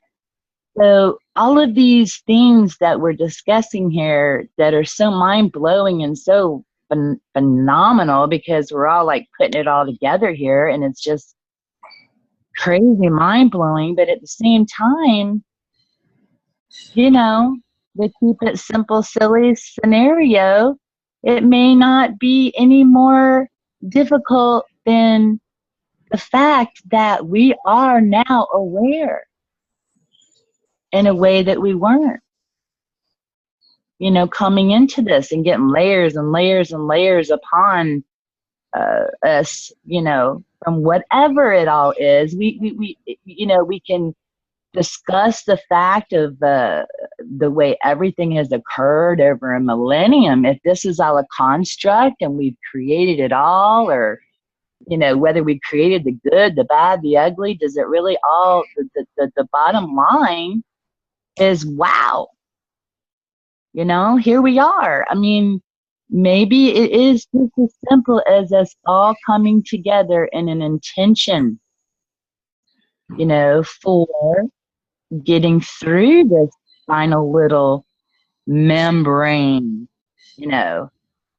It's our heart codes connecting to it, being aware of it. I mean, I don't know. It's just, like I said, it was an inspired feeling that I got when I was listening to you talking about going back through the layers. We're seeing the ships, we're seeing the people are seeing bits and pieces of home, we're experiencing things, dreams, trying to figure it all out. And maybe it's more simple than that, because we've created all of this, obviously, and we could talk about all of it till the cows come home, because there's never ending. I mean, we've created such a, what a playground we've created here, which should also keep us, everyone, understanding how absolutely beautifully majestic and wonderful we all are. Look at what we've done.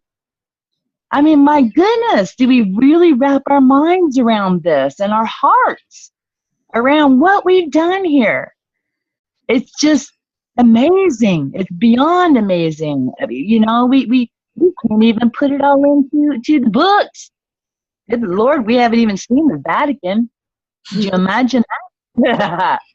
I mean, I just wanted to mention that coming back down to where we are now may be as simple as our heart codes connecting with us. That's really all I wanted to say, and maybe everybody can go from there and see if that has any merit. Thank you. Thank you. Love to all. Thank you. I need a bathroom break. Sorry. I'll be back. Does anybody have anything to say? Well, I can't. I've been holding it for half an hour. I've got to go. We got Earl and John with their hand up. Let's bring Earl on, and you can go do your thing. Thank you. Okay, Earl, you're up. Hi guys. I've been thinking about the construct myself, but I've been getting where I've been hearing, like, I've heard like two voices in the past couple of weeks. One was of a young female saying "Daddy." Now I've heard this voice say "Daddy" before. It was in a younger voice. Then there was this other voice as of yesterday or the day before saying, "Hey." So I'm wondering if they're my family or, you know, it's just weird.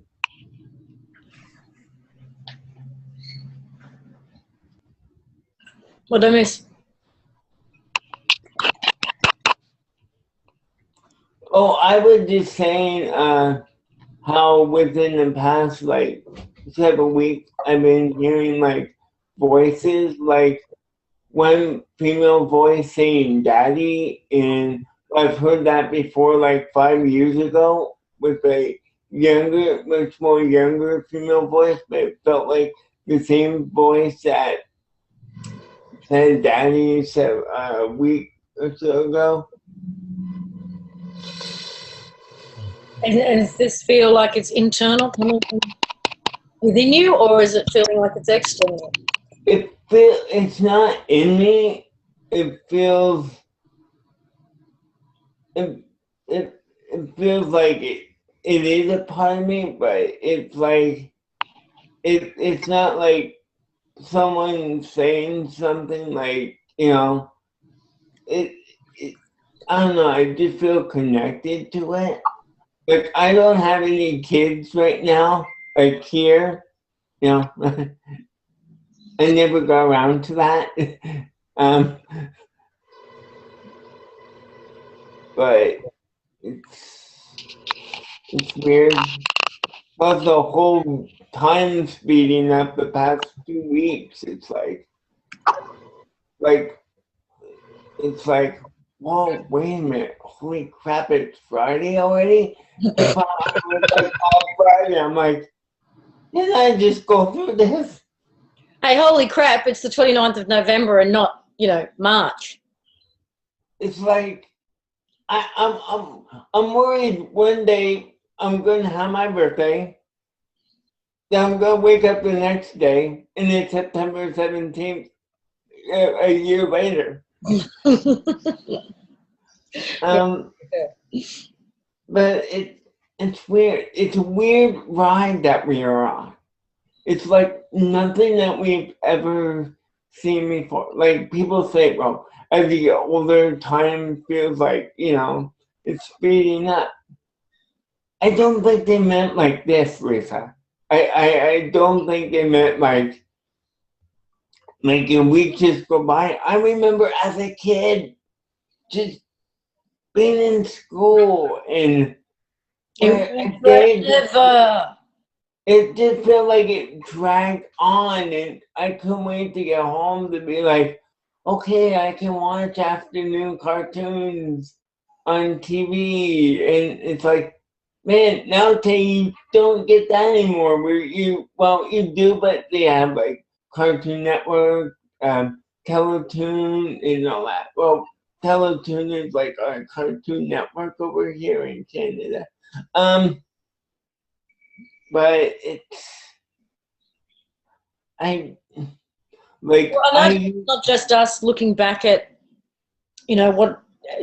looking back at childhood, or the time speeds up as you get older, because even kids are talking about, my two were talking about how, our school terms here go for 10 weeks.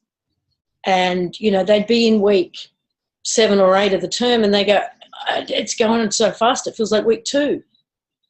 And I know that when I was a kid, the school year went forever. And they're talking from the time they were 7 and 8 about how fast the years are going by. It's not just exactly the same. Sorry? My 2 boys are exactly the same, and not just that. I've also considered the eating and sleeping aspect. So you know how, and I know everyone's going to relate to this, how you can go for what feels like a couple of days where you don't want to eat a thing, and then suddenly you're ravenously hungry. Or you go for a couple of nights where you can't sleep at all, and then suddenly you're sleeping for what feels like, well, according to TikTok time, 18 hours straight. Or you may not sleep for 18 hours straight. You certainly wake up feeling like you haven't slept. And if we look at time as a construct, as part of the co-opting, then as we move out of time, we actually slow down. And when we slow down and the TikTok time is still going at its normal rate, then if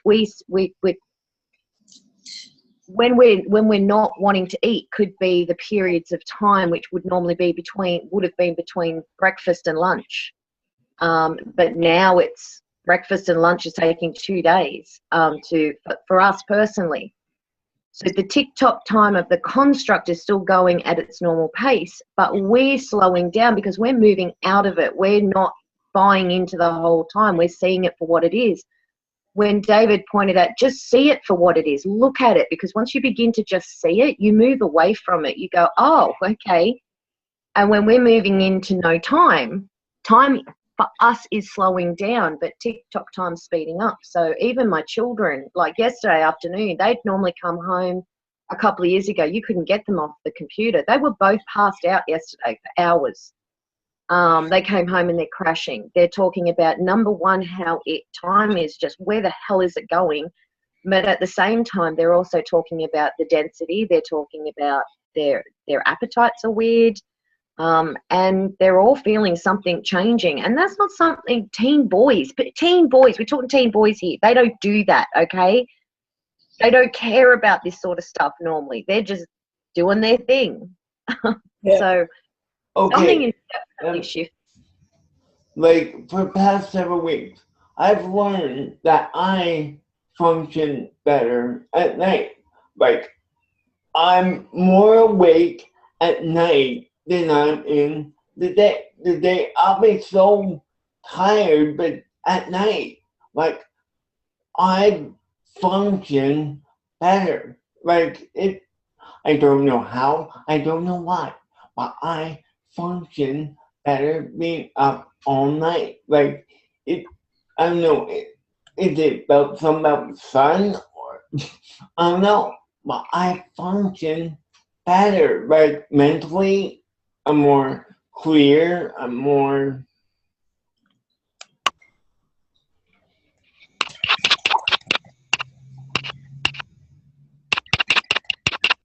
What's that noise? I think John Jensen is a squirrel scratching Who? his ears. Oh, Yeah, it's behind this story. Sorry, Gina's unmuted, and so is John Jensen. Am I unmuted on purpose? Well, you had your hand up, so yeah. Well, it was just it was just regarding the voices. I had a experience quite some time ago where I was kind of going through my period where I was looking for meaning and looking into all these religions and finding all of them shams, and was very distraught. Had dropped my son off in Berkeley at his dad's house and was driving back and was just kind of crying to the heavens, for lack of a better term, you know, what's it all about? What's it mean? When am I going to know what my purpose is? Why am I even here? You know, all of those things, and literally sobbing for the 40-minute drive back. When I walked into my house, I was walking back to put my purse in my bedroom, and there was a little area that was a bathroom to the right, my bedroom and to forward, and my son's room to the left. And there was no one else home. It was a little duplex. And this voice said, a male voice, very clearly, very loudly, "Wait." And it felt like it was in answer to all the questions that I was asking. And I could actually, it wasn't in my head. It felt like they were right up next to me and set it into my ear to the point where I could feel the vibration of the sound. Uh-huh. And I freaked and I started looking everywhere, under everything. Someone's got to be in here. Someone's got to be. It was too real. It was too clear. And of course, I never did find anything. And I just sat and thought about it for a long time. And the only thing I ever came up with was that it was telling me that the questions that I was asking would be answered in time, just to wait, not to be pushing so hard. And anyway, I just wanted to share that in relation to, I know people have voices. I've had voice to skull things since then, which were completely different and felt different, felt intrusive. This didn't feel intrusive. It felt very loving and, I don't know, fatherly almost, helpful. It was a very different experience. And I haven't had it since then. But anyway, that's it. I just thought I would. What year was that? Excuse, what year was that? It was 1990. Oh, okay. Thank you. We've got. What happened? John. People have brought up birds as well in the. People are bringing up the birds in chat, and I have noticed in the year people talking about why are the birds so silent, or why are they suddenly sparking up in the middle of the night. And then if you connect that with the fake sun, now if the actual construct itself, the Earth, including us, are all slowing down, if that is shifting, it would also explain two suns. It would explain why there's a fake sun. And so the birds aren't going to be singing according to the fake sun schedule of the tick-tock time. They're going to be singing and awake and active according to the natural processes of the construct tied to Earth. So that could also explain some of the weird, unusual bird activity because of the connection they have. I've been around roosters a fair bit in the last 2 years. And those guys do not shut up day or night. I mean, that whole thing of, you know, the alarm clock in the morning when there's no. No, seriously, they're like the mosquitoes. They don't belong. No, I'm kidding. All right, I'm gonna. Roosters terrible. I'm gonna unmute John Jensen. John, did you want to share something? Can you hear me? Yes, I can. Good. I can't hear myself. So, at any rate, years ago, there was a book called The Lazy Man's Guide to Enlightenment. I don't know whether many people have read it. It's a very small book. I think it's still in print, but I'm not sure. And one of the principal tenets of it was there was nothing you need to do in order to become enlightened. In other words, the the gotcha or the catch in that is that you need to do something. In other words, the insistence that there is something that has to be done in order to get to someplace else. Yep. That has the sort of built-in idea that there's a lack or a problem or something is wrong and that you need to fix it in order to get to where you need to be. And so there's a mental trip or a mental gotcha built into that. And that ties into a feeling I've had my entire life. And the way I term it, the way words I use is, I call it the fix is in. And by that I mean, there's a bunch of us here that are here to not only experience this transition, but to help or to assist or to aid or do our thing in a way that aids this whole big process of getting from where we have been going to where we're supposed to be going or where we would prefer to be going. And so this fix is it feels like a fundamental, essential, and sort of like foundational layer shift that we are part of, and that we can, quote, I'm not sure if this is the right word, but rely upon, but it is built in. It's not added on.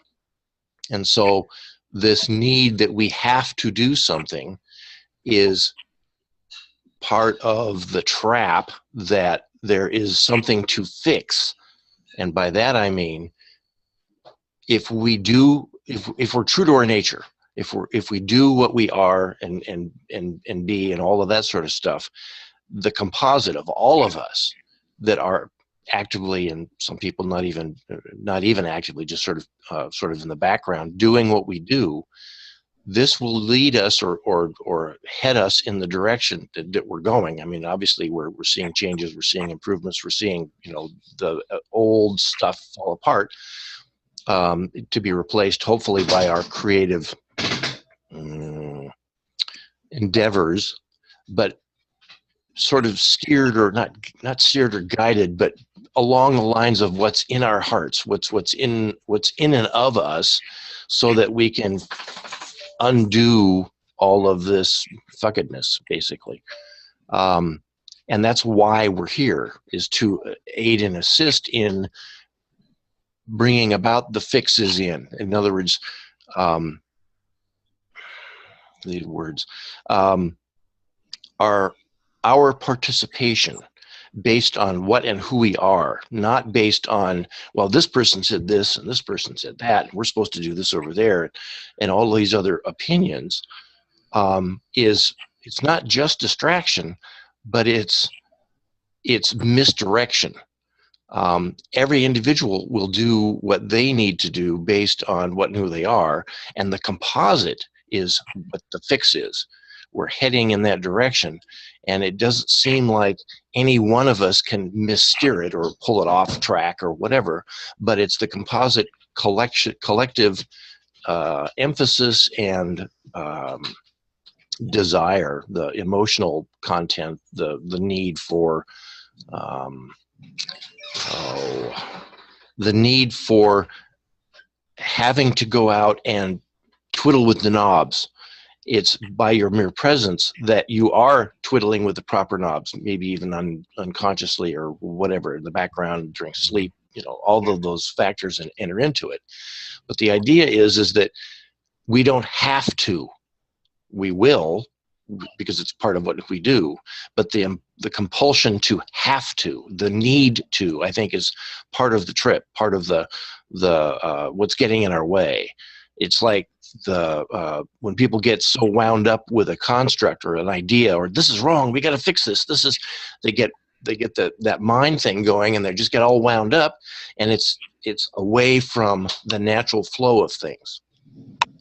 I think that's about enough I need to say on that. So it's just an idea to throw out there and consider. It's like I say, it's always struck me as something of like I say, the fix is in.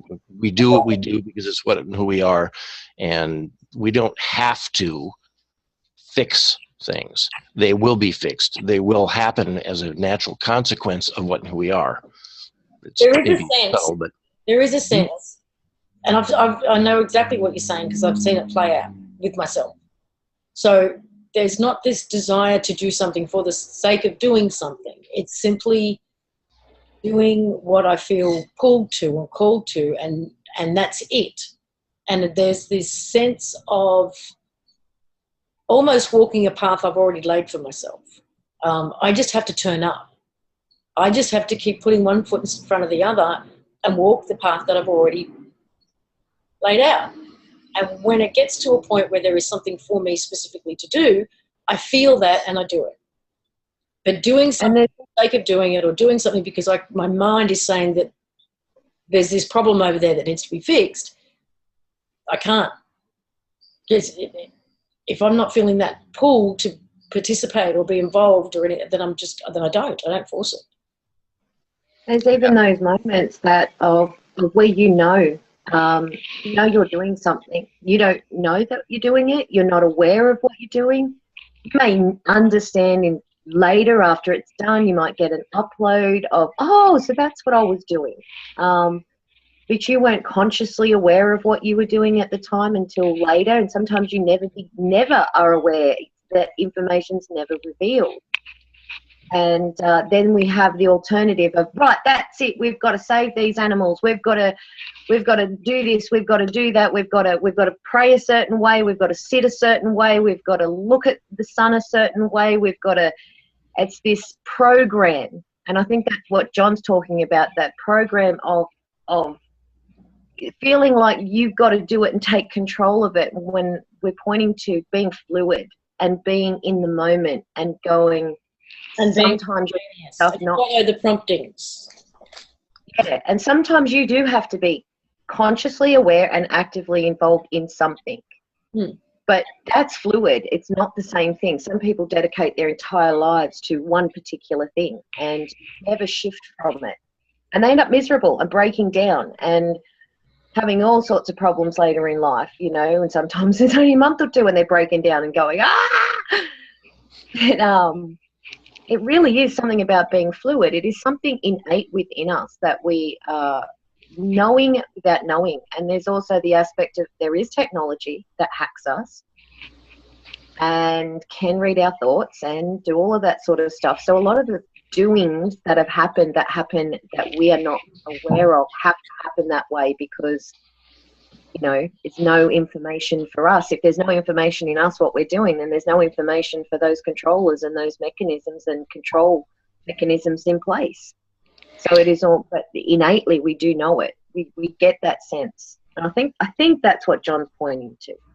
In part, there's another aspect that you just raised, which triggered a thought in me, in that we may be actually limiting access to certain awareness on purpose for ourselves, so that we don't trip ourselves up, get too involved. Oh, this is the right way. This is the right way. In other words, we kind of leave ourselves in the dark a little bit, so that basically we do what we're supposed to do, because we're not being there's the compulsion, the insistence that this be done this way is reduced in intensity, and the emotional impact is not quite as overpowering for the individual. Because if we were to fully understand the magnitude and the scope and the reach of some of what we do, the ego might get stroked big time, for one, but we could break down and go, put me in the mental asylum. Exactly.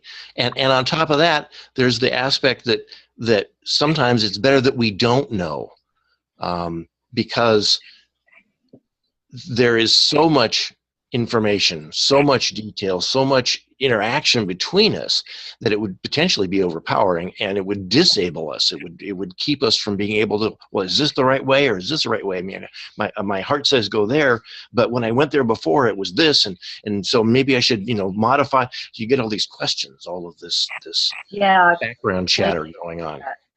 The other layer to keeping ourselves in the dark too is because I actually do believe that if it's part of our consciousness, it can be in fact read. So we don't hold it in our consciousness a lot of the time, so that that information cannot be gleaned by others. Excellent. I have an idea I want to play off of what John's saying. One of the reasons why we probably cannot hit the reset button is because we are in the construct itself, and we are personally involved in our own experiences in there. And so that means in order to go out of the construct in this co-opted thing, we have to evolve out of it. And as we're going down these layers, what if we're not clearing out we're actually clearing out the layers? What if, because we're personally involved in our own experiences, what if we're simply learning to get out of our own way? Layer by layer. Excellent. Nice. Listen, we've got time. Well, we're out of time, but we've got Zimba who's also got her hand up, so I'm just going to unmute it for a moment. We've got a few minutes for you, Don. Okay, hi y'all. How you doing? Great. I'll try to be real quick. In the 6th grade, I'm 58 years old. In the 6th grade, we had a wonderful teacher, Mrs. White, who taught us all how to meditate. And it infuriated my friend's older brother, who paid for transcendental meditation, and he didn't believe I knew what I was doing. And he asked me, well, what do you experience? I said, well, anything and everything. And it just blew his mind. Recently, listening to you guys and learning that, you know, abilities may be opening up to us, I've been looking into astral travel, I guess, and I had a couple of guided meditations that I had been listening to for a while. But the other night I was kind of half up, half asleep, sitting up in bed, and my whole body, it seemed to come from my hip area, but my whole body just started vibrating. And I either went into a lucid dream, but in my mind I thought, wow, I've just left my body.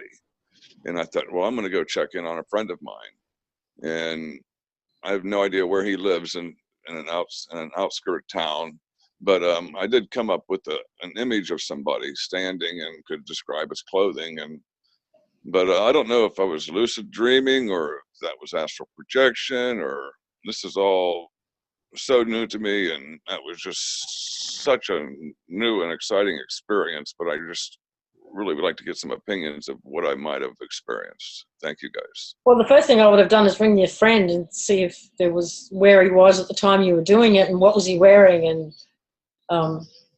you know, any other. Yeah, next time. Next time. It sounds like you may well have left your body, because I think if at any point did you feel like you woke up? Yeah, the vibration kind of, I might have been like dozing, but then my whole emanating from my hips, but yeah, I felt kind of I felt maybe not awake, but I felt aware. I felt awake in a dream. I guess is the only way I could describe it. But I also felt that I could direct myself anywhere I wanted to go. Maybe they're one and the same anyway. Maybe we're just getting ourselves caught up with terminology. And does it matter? Yeah, well, listen, that says a whole lot right there. You go ahead and close the show. I love listening to you guys, and I'll see you next week. Thank you. See you next week. Bye-bye. Yeah, Oh, am I still there? you here? Okay, so urinating out the negative energy and breathing in the good energy. My point was, in the public bathroom, it doesn't always smell very good. So when you're bringing in the clean energy, it's not always, I don't know if you remember that little joke. I do. Okay, good night. Thank you. Well, thanks, guys. Got through 2 hours with a lot of help. Lots to walk away with, though. Thank you, everyone. I will see you all next week. Hopefully Dani will be better and she'll join us again. What day is it? So tomorrow I will see the LMH members for Collective Imagination. And just to mention, in the LMH members area, we have been doing plasma training with John Anderson. So the first 4 weeks of that are now available for purchase and download on lisamharrison.com, and the proceeds all go to John. There's over 8 hours of material, extras that aren't in the members area, and the proceeds go to John so he can afford to keep buying tools and stuff so that he can continue to teach.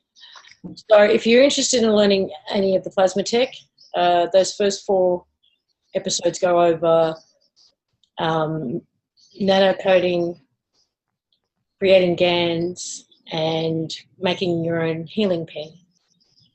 So if you want to have a play with that, you can go and find it over at lisamharrison.com. And $20. So it's not a lot. So thank you. I will see everyone tomorrow, and have a good day, evening, whatever it is for you. Bye for now.